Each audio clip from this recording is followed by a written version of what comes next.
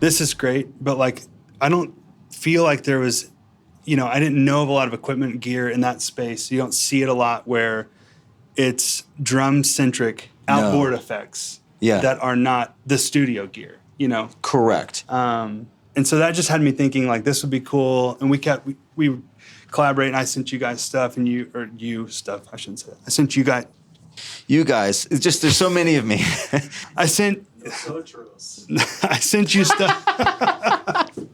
So just seeing that, you using pedals and just wanting to kind of feel that fire and that creativity, and just because it's like, well, what's going to happen if you use this? Like, what would come out if you use this pedal or you use this pedal? Yeah. Use a Lure or a Fable or... Oh, yeah. And certain ones don't work. That's the funny thing. Like, there's certain things that are amazing on guitar, and maybe you assume they'll be great on drums. And there's just something about them, it's to this or to that. Yeah. And then vice versa. And so you kind of, I would imagine from the guitar pedal making standpoint, you're like, I don't know if that works for drums. You just have to find out. But that's kind of how all that goes, though. It's like you're not grabbing a pedal thinking like, this is going to be it. This is this sound. It's like, what's going to happen when I use this? Yes. And what falls out of it is maybe good, but maybe not. Yeah. Right? Yeah. And so, just sending you things, watching what happens. And then that's, I think in the back of my mind, it was always sort of leading to, what could we do that is like the pedal interface? That's like the sound, like outboard sound generator in the effect world, but also allow easy access to adding pedals, because that's a whole nother thing. Is like you said, you had to learn all this stuff to like cable it all up and don't even make get it all. Do get me started. Yeah, well, I mean, we're here. So I mean, so for me, the biggest thing is when you're a drummer and you're doing this. This is usually how it works. Microphone. Preamp. The preamp is probably somewhere else, not like near your drums. Now that has to go into some kind of mic line, interface type of thing to bring that level down. That has to go into the pedals. Maybe the pedals are here. Good Lord. Now we have more cables coming over here. Yeah. I'm the drummer. Here are the cable, the pedals. Now we're going back into that box. And then into the interface, it's a nightmare. It's so much stuff. It also costs a lot of money. That box, I won't say the name of it, but the one that most people buy, it's great. But it's like, I don't know, like $300 or something. And you haven't even bought pedals. And you have to have all these cables. And so I always thought, why is there not a box? Preamp, pedals, output, everything. We're done. There's literally nothing else. That can live right next to you. You can put your hands on it. Or you could put it over there if you want. But mine is next to my drums every day. Yeah. It's incredible. Like in the early days of like thinking about the design, we were thinking about this as such a guitar-centric company, right? And we were like, okay, what are our go-to like user interface controls that we're going to use? And it's like, okay, we're going to have stomp switches on it. And then we quickly were like, wait a minute, like why are we putting stomp switches on a drum-centric device? And also microphones really hear that too, so that wouldn't even work too. That'd be a problem. So that's what, like, we were like, could we lean into this and like put drum pads on it in place of where we would usually use stomp switches? So that was sort of one, revelation early on that may be obvious, but it wasn't at the time because we were just thinking that way. I would say I remember like the first round of delays were like probably really great for guitar, but to me, and I think to a lot of drummers, they were a little bright. They're too pretty. Yeah, they were too pretty is probably a great word. And so we kind of figured out, well, I think for drums, these frequencies that work great for delays are it's like a little darker, a little less low end, although we have two versions, and so that's why those are there. But things like that. Oh, I remember the Order. That's what I was going to say. Yeah. So, the Order was a funny one. The first prototype. This is when a guitar player and a drummer go, huh?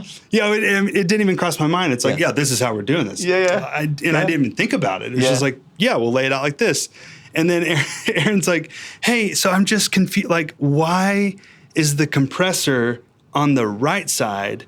And I'm like, because that's how it works. What do you mean? The volume was on the left. I'm like, people don't read from right to left, and you're like, we do. I was like, you do? This is how it works. And he's like, oh, but you're a guitar player. And I was like, oh, you're a drummer. Yes. Yeah, okay, so, we'll flip that. Yeah. And is it true, like, so for you guys, input is always on the right?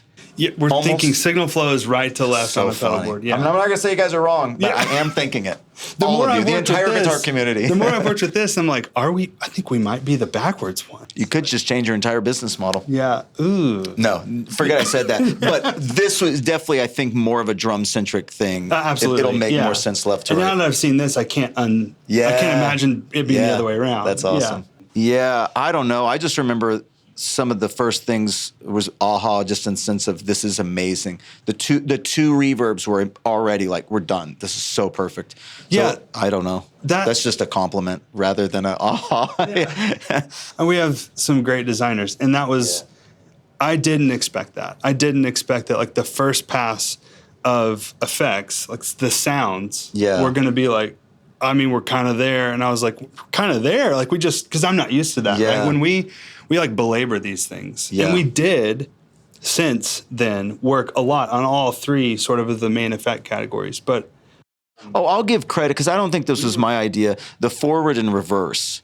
That is a really cool feature, and I think it's something some drummers might have to have explained to them, because they're, again, probably not used to this idea of like being able to go backwards or forwards in the chain. Yeah. And once they realize that, they're going to freak, because it's so cool to have reverb last sometimes, and it's so cool for that to be the first thing, and then everything gets compressed after that.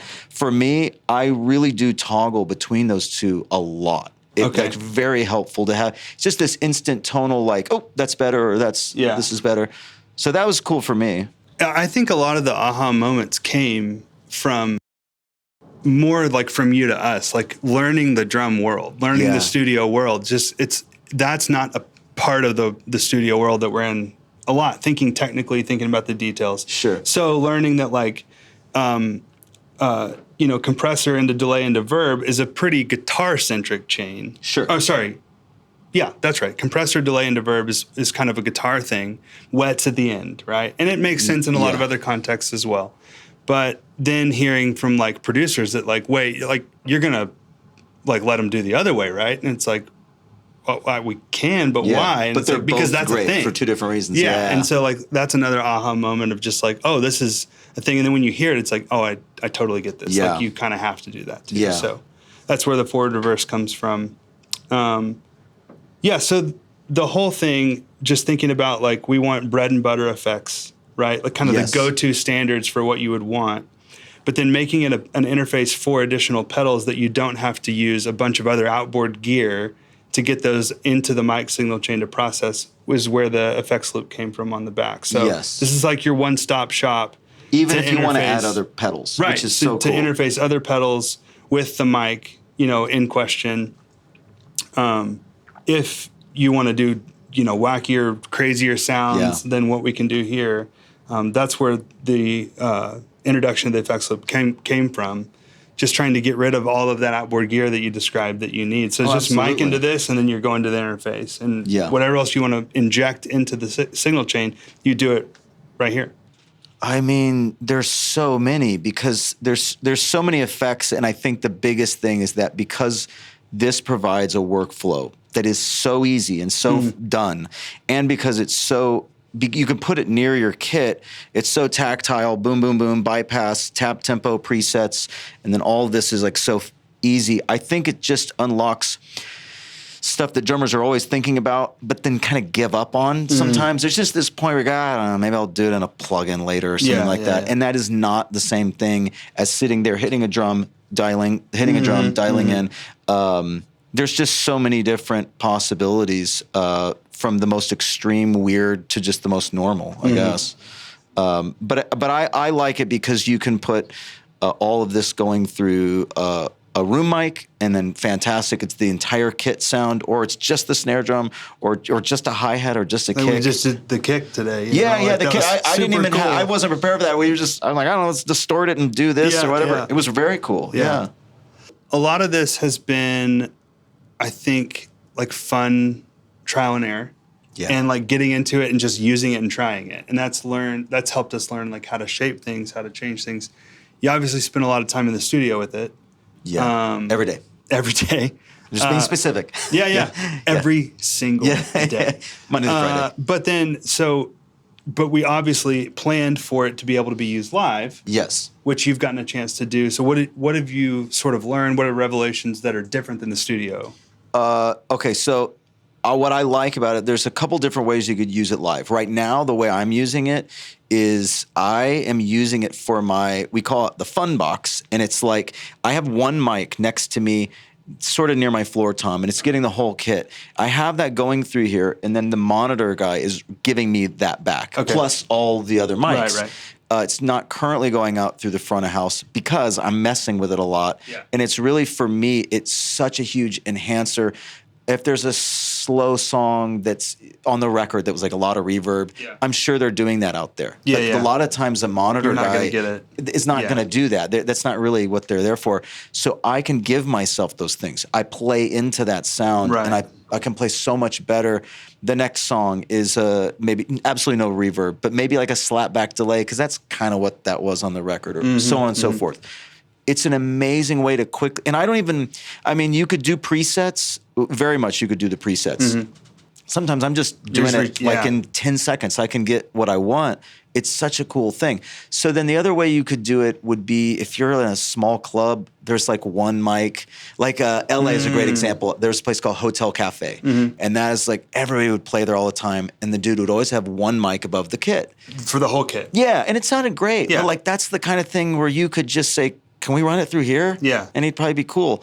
There's a lot of situations where you could just bring your own setup, one mic, maybe three mics, kick, snare, and this overhead, for example. And then you're controlling that the whole time, and it goes through the PA. It'd be incredible. So you're shaping it in real time. Why not? For like song to song, like whatever the song. And because sort of again, you for. could literally get very nerdy and do presets for every song, which is great. I'm probably the kind of person that would maybe just try to dial it in as I go. But there's people who are so good at the preset thing. Yeah, that's what they would do. Sure. But I think you could easily do that. Absolutely. But part of the tactile nature is that you can dial up a totally different sound in like a couple of seconds, depending on what you're doing. Very much so. Like continuing that, use it in the studio, acoustic mics, acoustic drums, using it live kind of as an enhancer to just the whole kit feel. Yeah. But then, with line-in, like what else can we do with this? Like we were sort of exploring drum machines. Drum machines sound incredible. I was doing 808 samples through this the other day, and I think like literally 25 minutes went by, and I didn't realize. I was like, good Lord, I got to get back to work. It's just like there's so many fun things you can do with it. I ran piano through it the other day. That was incredible. I've not done vocals, but I have a feeling vocalists will love this. Yeah. Yeah, but I feel like any producer, I don't want to oversell and be aggressive here. Every producer should get one, because the reality is it's not just, you could do it for a drummer, and a lot of those people have drummers coming in and out, but this is to me just like a desktop like effects box. It's just so much fun stuff in there. And again, like you can extend what it is too with the effects loop, right? You throw whatever you want in it, and then it's like, how wild do you want to get? Is up to like what? And I have, and it's so fun. Yeah, that's awesome. Yeah, so from a technical standpoint, developing this versus developing guitar pedals, there's quite a bit different, right? The overall form factor is very different. Yeah. Thinking about it from the standpoint of putting your hands on it all the time and not just driving it with your feet a lot of the time. Sure. So industrial design-wise, there was a lot to think about there that was quite a bit different from guitar. And then on the technical side, interfacing microphones being the primary input versus a guitar signal. That really changes a lot of like circuit design. There's a whole, like the front end of this is a full analog preamp, phantom power pad and, things like that. It's very different from a guitar pedal.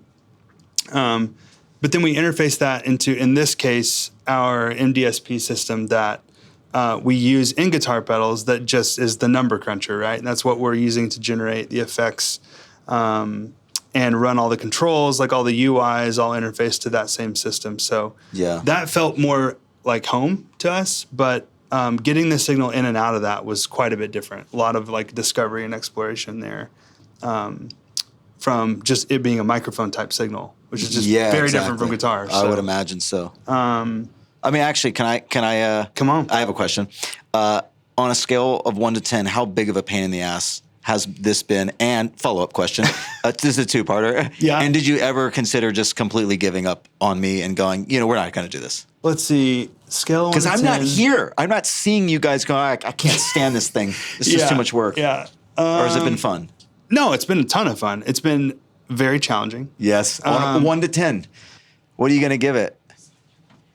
You don't want to say 8, but I feel like it's I 8. feel like I was going to say 8. Yeah. It's not maximum. It wasn't like death really to everybody, close. but really it was challenging, but it's so funny. That's part of what makes it fun. That's like part of the struggle is part of like what makes it fun and fulfilling and, exciting to work on.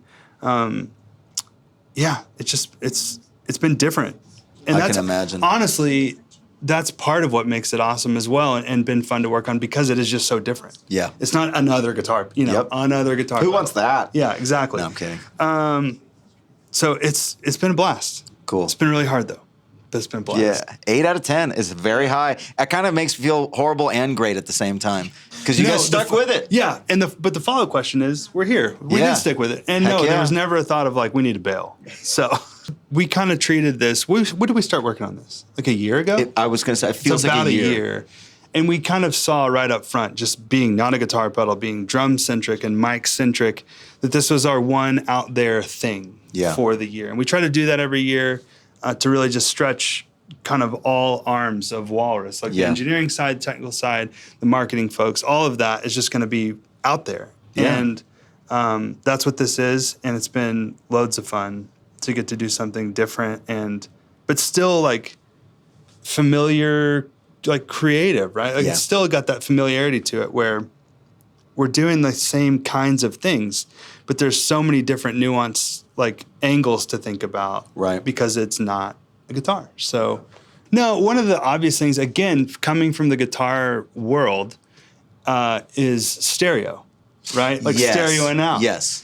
And so when we were riffing early on just like, what is this going to have? Like, let's just write the bullet points down, and I'm going through my normal list of just like in my head of like, is it going to be this? It can be true bypass. Like, and he was like, what's true? What? Yeah, I still don't know what it means, by the way. Don't worry about it. I'm not scared to say that out loud. No one cares. But then it was like, is it going to be stereo? And you instantly were just like, no. The drummers have enough stereo mess to worry about. And it's like I get it. It could be. It could be. I just think there's so many, the applications for this, for the most part, are going to be things that are more mono. Yeah. I think. You know what I mean? Yeah. Kick, snare, mono mics. It's like I feel like usually when people start doing this, they're not doing stereo overheads or something like that. Yeah, like the smash mic pulled off the kit, like but the mic you're talking about. It usually live. ends in the word mic, not mics. Yeah, exactly. Another thing that I won't say cut out, but we are a big fan of making choices with what we put on it, especially on the face. Yeah. Right? So there was a lot of like trial and error about what controls we actually let you grab instantly, as opposed to like diving in the main menu. And like, because we've got the screen, because we've got the menu system, we can bring some of those other things along for the folks that do want to like get real nitty with like the diffusion of the reverb or something like that. I honestly am very happy with that stuff because it's nice to get in there sometimes, truly. Sure. But not all the time. And it's so much better to have these 3 knobs for everything. And to start getting into like, oh, the reverb should have 5 knobs because of that. Nah, it's just, it becomes too much. There's a ceiling and you just kind of have to keep it there. We're big fans of making choices. Yeah. And I think that really promotes creativity, and too many choices can stifle it real fast. Yeah. And so, going through each one of these effects, compressor, reverb, delay, and even the master section, like, Aaron, what do we put on the face? Like, what makes sense? And it's like, we'll throw things out and he's like, no. Or like, should we have, should the compressor have a mix control on the face? Right. It did originally. Yeah. But it's like, no, we're just going to commit to not. And if you want to do that, you can. You absolutely can. And you could change the ratio in here too. Yep. But for the most part, if people want to use compression, they don't need the mix knob. You want to hear the compressor. Like, just give me the compressor. But again, it's in there. And like, this is a great example, the EQ, the sort of the tone knob. I use that a lot. And a lot of times I'm happy. Every once in a while, depending on the mic, I might say, okay, I have the brightness I like, but I need to do like a mid cut. There's a mid cut in there. Right. Great. Yeah. But Mostly, it's just I use that knob or maybe I'll roll some highs off in the main menu as well. But again, this is going to be good probably 70% of the time. Covers a lot of ground. It's just one knob. Yeah. I don't think so. Like a happy accident would have been getting the signal flow right from the beginning. Because I would have thought that was an accident, and then you wouldn't have said anything about it. Yeah, exactly. I don't know. I think people. The cool thing, and maybe you can talk about it or not, but when Dustin came and played, he played with one hand, and then turning knobs with his other hand, like manipulating like the time on the delay to get like all that warpy stuff.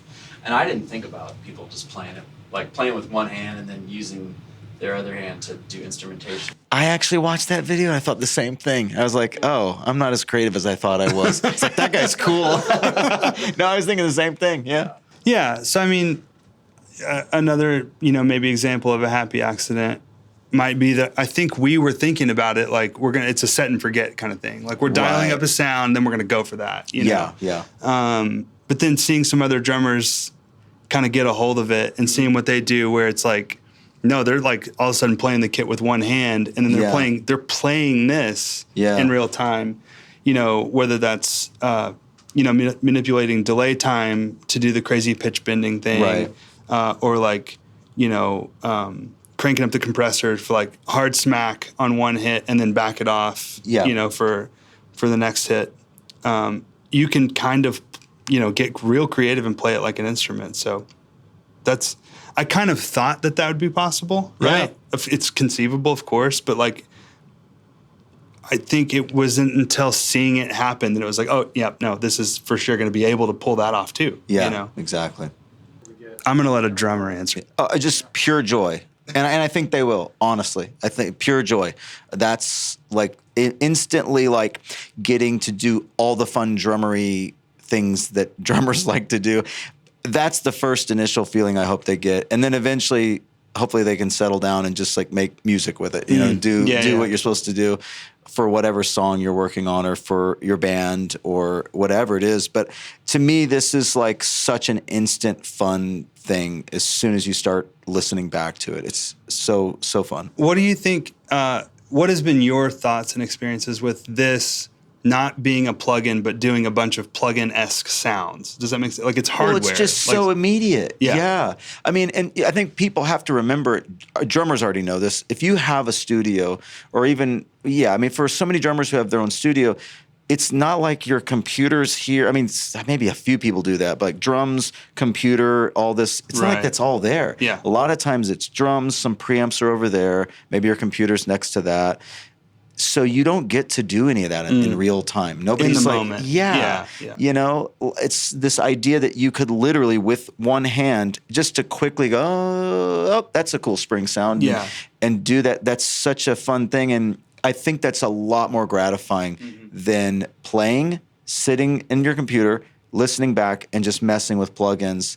That can be fun, but to play into it is what it's always been about for me. How do you play into the sound? And guitar player, that's what I've been saying for my whole freaking life is guitar players get to do this. They play and they're dialing and then they play into it.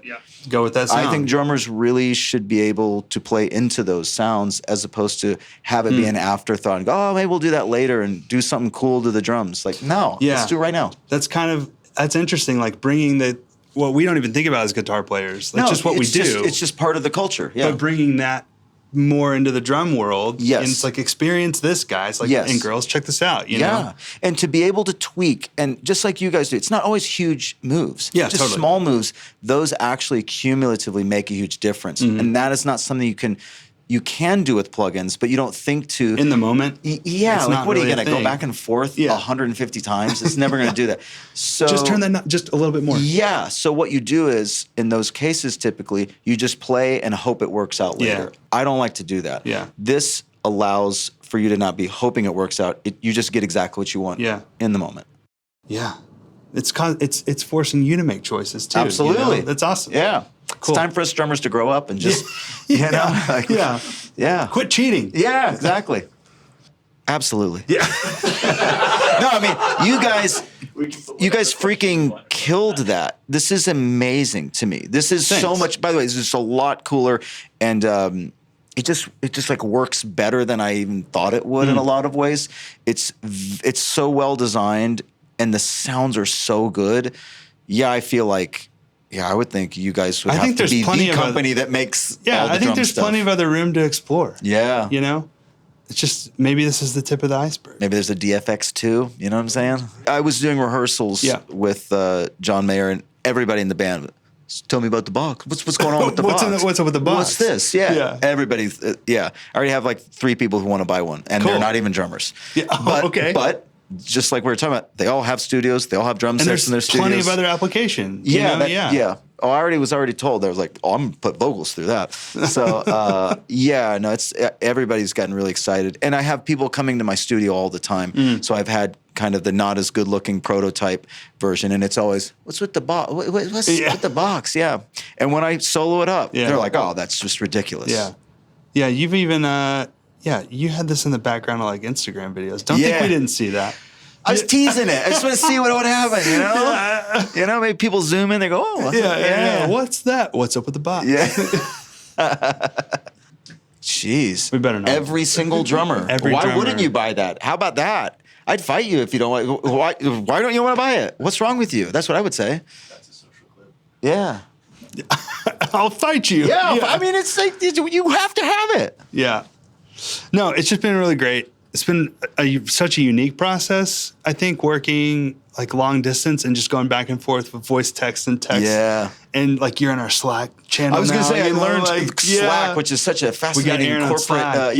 It's I didn't mean it corporate. I didn't mean it that way. I don't know anything about know. companies. I don't know anything. I just get on there like, wow, all these people are talking to each other. This is crazy. Yeah. But yeah, it's been a lot of fun and again, different. But part of what has made this, unique and made it what it is, is getting to work on it like that than having you be in the room every day, sweating the annoying like technical details and those 8 out of 10 frustrations. Those 8 out of 10s, like we just get to like keep those off your plate and like keep them on ours. But yeah, it's been a lot of fun. It's been amazing. I've been super, super happy to be able to do this with you guys. Us too.